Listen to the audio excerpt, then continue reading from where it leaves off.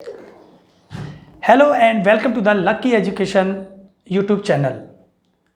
Today we are going to discuss on the effects of oxidation reaction in our daily life. हाँ तो बच्चों, इससे पहले हमने इस चैप्टर के सभी जितने भी केमिकल रिएक्शन जो थी वो सभी पूर्ण कर लिए हमने।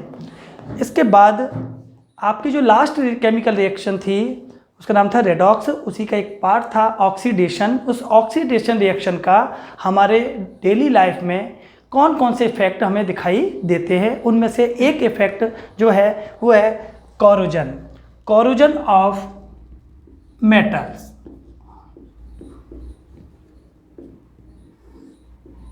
कोरोजन को हिंदी में बोलते हैं संक्षारण। कोरोजन मीन्स क्या है? When any metal is attacked by the some substances like moisture, air or chemicals like acids, then its surface become decayed. It is called corrosion.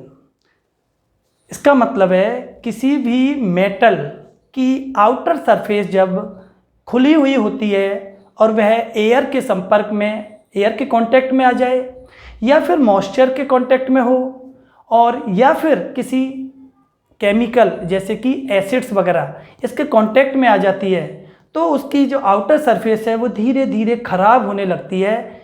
उसकी मेन जो चमक है, जो शाइन है, वो धीरे धीरे ख़त्म होने लगती है। इसी प्रॉपर्टी को हम बोल देते हैं कोरोजन। और कोरोजन का सबसे जो बेस्ट एग्जाम्पल जो हमारे दैनिक जीवन में दिखाई देता है वो है रस्टिंग ऑन आयरन, लोहे पर जंग लगना। सबसे बेस्ट एग्जाम्पल है ये। एग्जाम्पल की बात करें तो रस्टिंग ऑफ आयरन बोल दो, रस्टिंग ऑफ आयरन, आयरन का जंग लगना, ये रस्टिंग ऑन आयरन ऐसे बोल सकते हैं। ये सबसे बेस्ट एग्जाम्पल है इसका।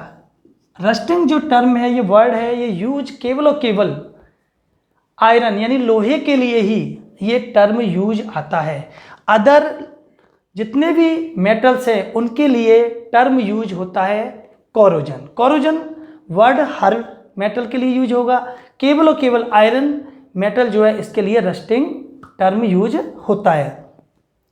आप जानते हैं आयरन जो होता है, आयरन वाटर और एयर की प्रेजेंस में आयरन के ऊपर एक पोरस स्मूथ एक लेयर डिपॉजिट हो जाती है जिसे हम रस्टिंग बोल देते हैं। ध्यान रखना, यानी जंग का फॉर्मूला Fe2O3.XH2O। यहाँ X का क्या मतलब है? XH2O वाटर मॉलिक्यूल्स, पानी के जो मॉलिक्यूल्स हैं उनका जो नंबर है वो कोई फिक्स नहीं होता, कांस्टेंट नहीं होता, वेरिएबल होता है, अनिश्चित होता है। अलग अलग प्रकार की जंग में पानी के जो मॉलिक्यूल हैं, वाटर के मॉलिक्यूल, वो भी अलग अलग होंगे। इसलिए हम एक कॉमन जो फॉर्मूला बोलते हैं Fe2O3.XH2O। अब यहाँ पर अगर हम चेंज करते हैं 4Fe + 6H2O + 3O2, इस तरह से जैसे चेंज करेंगे उसी अकॉर्डिंग X की वैल्यू भी चेंज हो जाएगी। मीन्स जंग में पानी जो होता है वो कोई फिक्स ना होकर उसके मॉलिक्यूल जो होते हैं उनकी संख्या चेंज होती रहती है। और हम बात करते हैं जो जंग जो होती है इसका कलर की बात करें तो रेडिश ब्राउन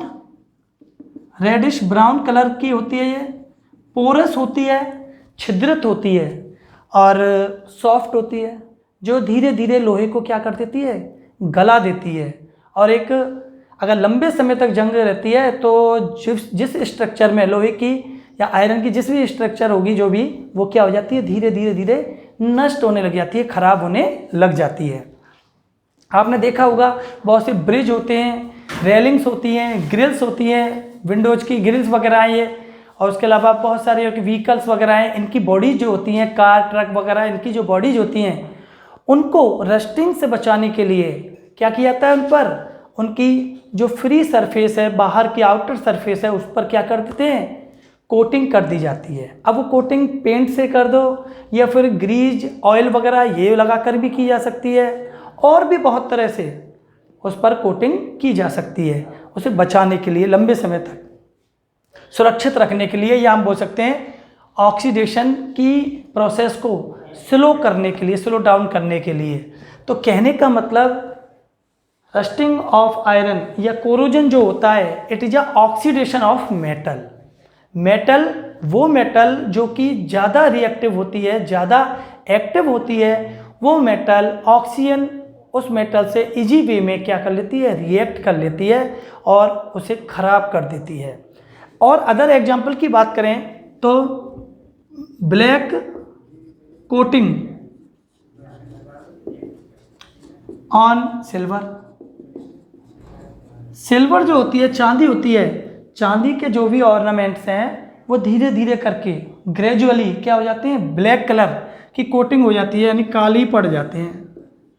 आपने देखा होगा रिंग्स वगैरह हैं या चेन वगैरह है, ये सभी क्या धीरे धीरे काली पड़ जाती हैं। क्यों पड़ती हैं? क्योंकि सिल्वर जो होता है अपनी एटमॉस्फेयर के हाइड्रोजन सल्फाइड गैस से, जिसमें कि सड़े अंडे जैसी बदबू मारती है, उस गैस से रिएक्ट कर लेता है सिल्वर सल्फाइड और फ्री होती है आपकी silver sulphide Ag2S and hydrogen gas क्या हो जाती है, रिलीज हो जाती है।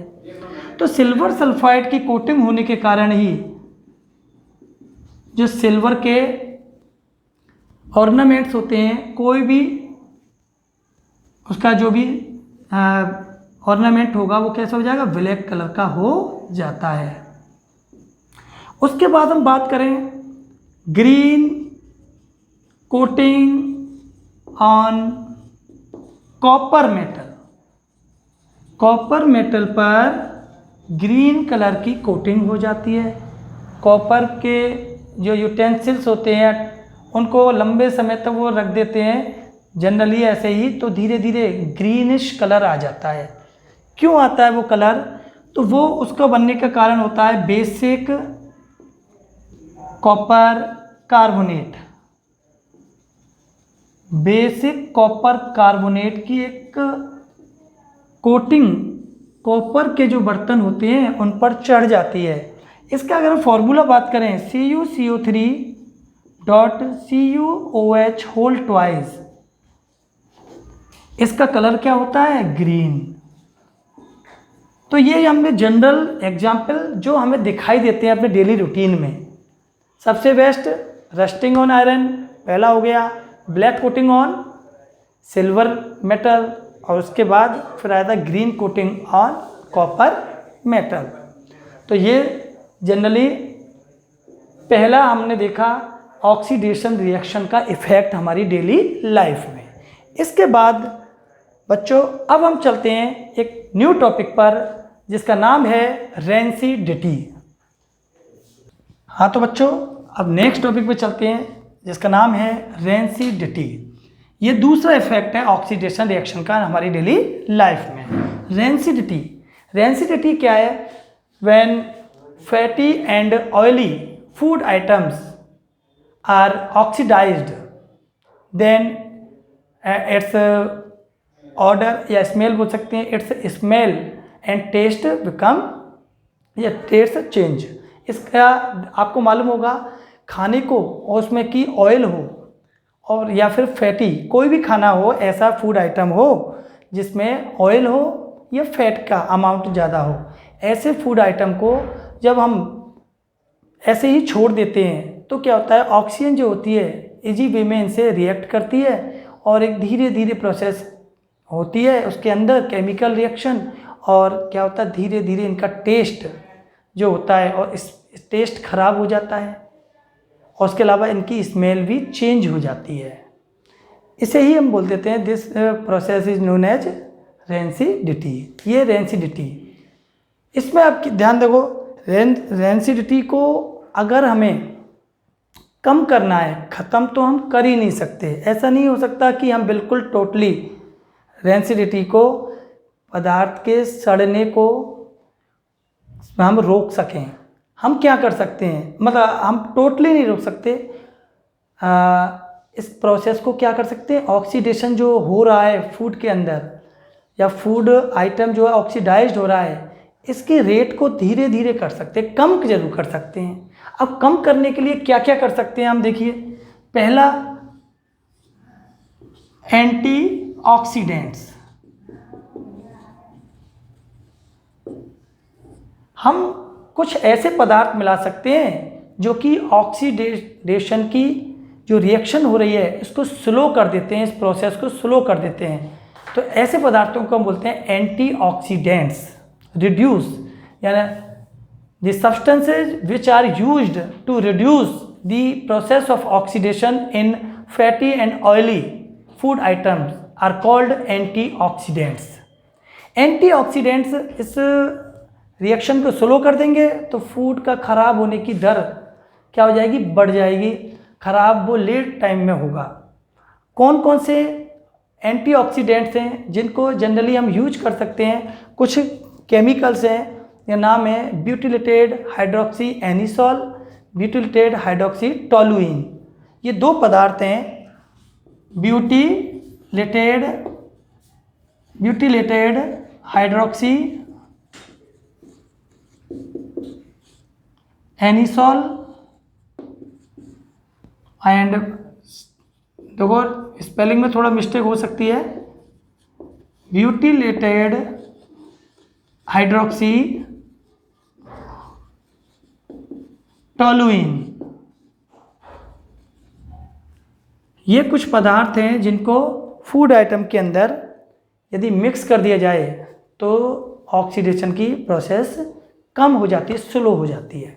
दूसरा, यदि हम बात करें फूड आइटम के साथ में, यदि हम किसी इनर्ट गैस को क्या कर दें, इनर्ट गैस के साथ उसे पैक कर दिया जाए तो भी उसके ख़राब होने में लगने वाला समय क्या हो जाएगा, इंक्रीज हो जाता है। जैसे कि बेस्ट एग्जाम्पल पोटैटो चिप्स। जो चिप्स आती हैं वो चिप्स को क्या करते हैं, इनर्ट गैस के फॉर्म में उसमें भर देते हैं nitrogen gas, nitrogen gas fill कर देते हैं। अब नाइट्रोजन गैस की प्रेजेंस के कारण, या फिर बोल सकते हैं ऑक्सीजन की एब्सेंस के कारण, चिप्स जो होते हैं वो लंबे समय तक खराब नहीं हो पाते। ये दूसरा तरीका हो गया। तीसरा, यदि हम बात करें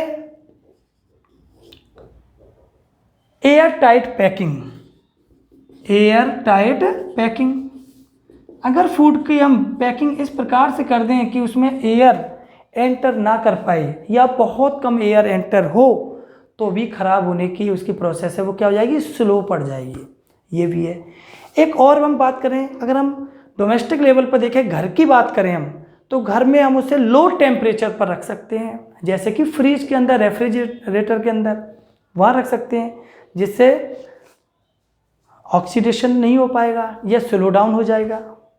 इसके अलावा और भी बात करें हम, तो फूड आइटम जो अपना है फैटी एंड ऑयली सब्सटेंसेज, उनको लाइट से दूर यानी डार्क रूम में या ऐसी जगह जहाँ लाइट ना आता हो, वहाँ यदि हम रखें तो भी उसके ख़राब होने की जो रेट है वो क्या हो सकती है, डिक्रीज हो सकती है। तो ये कुछ ऑक्सीडेशन को, फूड आइटम के अंदर ऑक्सीडेशन को रिड्यूस करने के कुछ मेथड्स हैं, तरीके हैं। तो इस प्रकार देखते हैं बच्चों, ये चैप्टर हमारा यहाँ पर एंड होता है। और कुछ जो इसके टॉपिक जो रह गया हो, हम उस टॉपिक को जैसे से इसके क्वेश्चन कराएंगे, कहीं पर भी कोई भी आएगा कोई क्वेश्चन, तो वहाँ उसको सॉल्व आउट करा देंगे। तो हाँ बच्चों, तो अब हम बुक लेकर बुक के क्वेश्चंस को देखते हैं। हाँ तो बच्चों, आज के लिए इतना ही।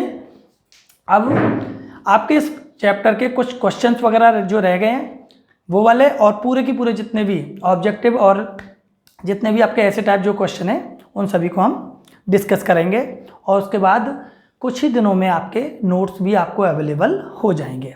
Thank you very much.